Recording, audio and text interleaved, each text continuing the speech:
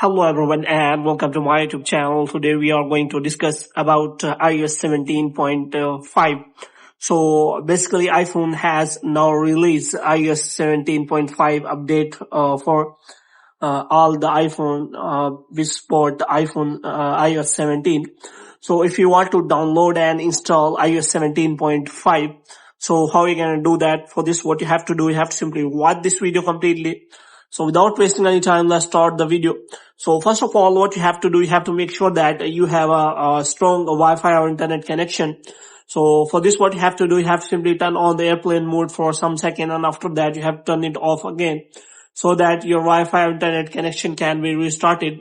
Moreover, you can also restart your Wi-Fi router so that there is no problem related to your internet connection. And the next thing you have to do is you have to simply go to settings, and after that you have to click on general, and after that you have to click on transfer or reset iPhone. So here you have to simply click on reset, and you have to simply reset all of your network settings. And after resetting all of your network setting, what you have to do, you have to again click on general, and this time you have to go to software update. And after that you have to simply wait for some second so that you find iOS 17.5 update. So after waiting for some time, iOS 17.5 will be downloaded to your device and it will be automatically installed on your device. So if we talk about some features of iOS 17.5, so there is a Pride Radiance wallpaper for the lock screen. Moreover, there is also a new feature for Apple News enhancement and other features, bug fixes and security updates for your iPhone.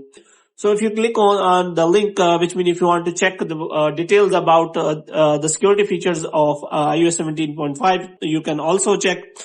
Moreover, you can check which are the software updates are available for your device. So you can simply also check for that. So in this way, you can simply check all the details about the iOS 17.5 features related to that.